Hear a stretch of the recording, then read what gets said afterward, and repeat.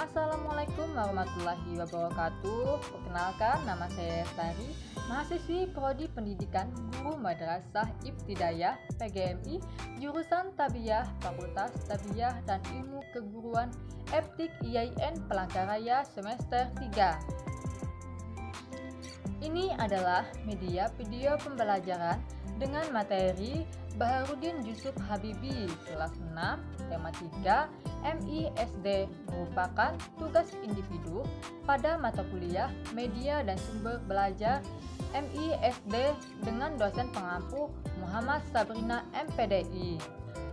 Selamat menyaksikan, semoga bermanfaat. Jangan lupa like, share, dan komen ya. Selamat pagi anak-anak. Sebelum belajar, marilah kita mengucap basmalah.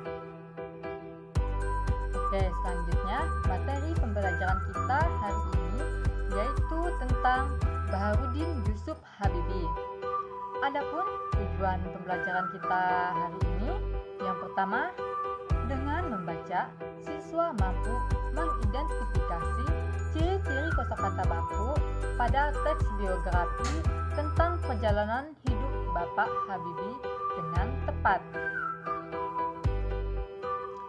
Yang kedua, dengan berdiskusi, siswa mampu menyimpulkan pengertian kosakata baku pada teks biografi tentang perjalanan hidup Bapak Habibie dengan tepat.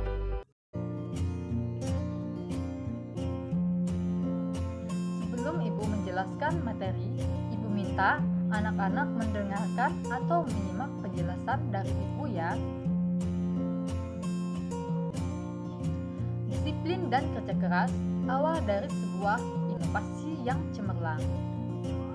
Profesor Dr. Insinyur Baharudin Yusuf Habibie adalah Presiden ketiga Republik Indonesia yang menjadi kebanggaan bangsa Indonesia.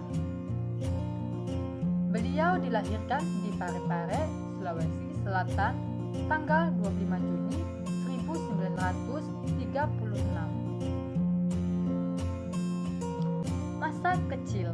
Masa kecil Habibie dilalui di Parepare.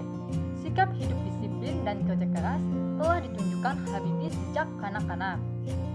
Ia memiliki semangat tinggi pada ilmu pengetahuan dan teknologi. Ia melanjutkan SMA di Bandung dan prestasinya selalu menonjol terutama pada pelajaran IPA dan matematika. Perjuangan keras di perantauan didukung oleh kemauan keras untuk belajar. Selepas SMA, beliau masuk di ITB, Institut Teknologi Bandung.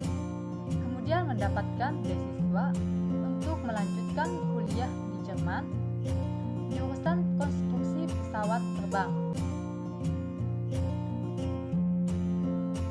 Ia bertekad bulat untuk bekerja keras dan harus sukses. Habibie selalu menggunakan musim liburnya dengan bekerja keras mencari uang untuk membeli buku sebagai pendukung sekolahnya. Tahun 1960, Habibie mendapat gelar Diploma Ing di Jerman dengan nilai sempurna. Ia bekerja keras di industri kereta api Jerman dan berhasil menemukan cara untuk membuat 1000 wagon kereta api berkekuatan tinggi. Di pagi buta, Habibie harus berjalan kaki cepat ke tempat kerjanya yang jauh untuk menghemat kebutuhan hidupnya. Kemudian pulang pada malam hari dan belajar untuk kuliahnya.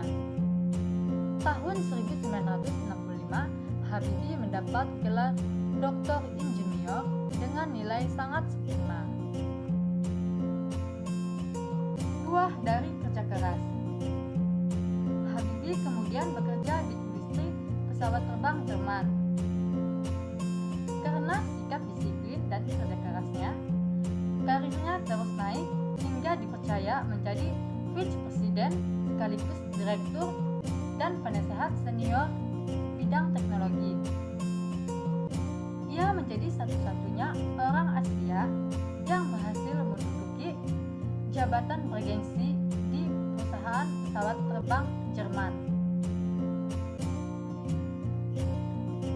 Kecintaan pada tanah air. Tahun 1968, Habibie mengundang 40 insinyur Indonesia untuk bekerja di Jerman guna mempersiapkan keterampilan dan pengalaman mereka dalam membuat produk industri di gantara, maritim, dan darat di tanah air. Tahun 1974, Habibie diminta pulang ke tanah air dan menjadi penasehat pemerintah di bidang teknologi pesawat terbang. Ia menjadi Menteri Negeri Riset dan Teknologi hingga menjadi Wakil Presiden dan Presiden Republik Indonesia ketiga. Prestasi cemerlang buah dari disiplin dan kerja keras. Habibie menyumbang berbagai penemuan dan sejumlah teori di bidang konstruksi pesawat terbang, seperti Habibie Bathurst, Habibie Tandem, dan Habibie Method yang dipakai oleh universitas di seluruh dunia. Ia juga dijuluki sebagai Mr. Chart karena menemukan rumus untuk menghitung cacat badan pesawat terbang. Ia juga menerima banyak penghargaan dan prestasinya diakui berbagai lembaga internasional seperti di Jerman, Inggris, Swedia, Prancis, dan Amerika Serikat, serta menerima penghargaan yang hampir setara dengan hadiah Nobel. Habibie juga dijuluki sebagai Bapak Teknologi Indonesia tahun 1976. Habibie mendirikan industri pesawat terbang pertama di kawasan Asia Tenggara yaitu PT Nurtanio dan industri strategis lainnya. Industri binaannya berhasil memproduksi pesawat terbang, helikopter, senjata, amunisi, kapal tank, panzer, water cannon, kendaraan RPP, M, kendaraan tempur, dan masih banyak lagi untuk keperluan sipil maupun militer. Di tingkat dunia, Habibie terlibat dalam berbagai proyek desain dan konstruksi pesawat CN-235M 100 milik Angkatan Udara Spanyol.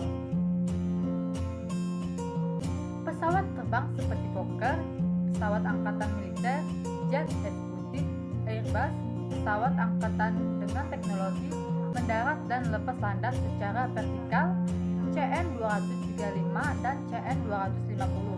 Selain itu, Habibie secara tidak langsung ikut terlibat dalam proyek perhitungan dan desain helikopter, pesawat tempur, multifungsi, beberapa peluru kendali, dan satelit di tingkat dunia.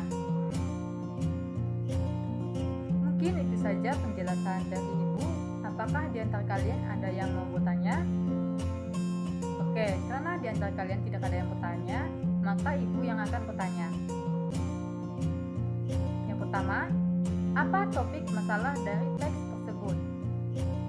Ya, betul sekali. Tentang biografi Profesor Dr. Insinyur Baharudin Yusuf Habibie. Yang kedua, apakah teks tersebut adalah jenis teks eksplanasi ilmiah? Jelaskan dan berikan contohnya. Ya, betul sekali. Teks tersebut bukan termasuk jenis teks eksplanasi ilmiah, karena teks tersebut tidak menjelaskan proses terjadinya sesuatu. Teks tersebut berisi tentang peristiwa penting dari seorang tokoh. Hal ini ditunjukkan pada paragraf 2 sampai 6 yang berisi cerita masa kecil B.J. Habibie hingga menjadi Bapak Teknologi Indonesia.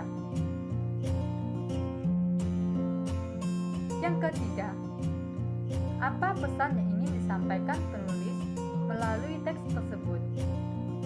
Ya, betul sekali. Pesan yang ingin disampaikan penulis melalui teks tersebut yaitu memiliki semangat tinggi pada ilmu pengetahuan bidang teknologi.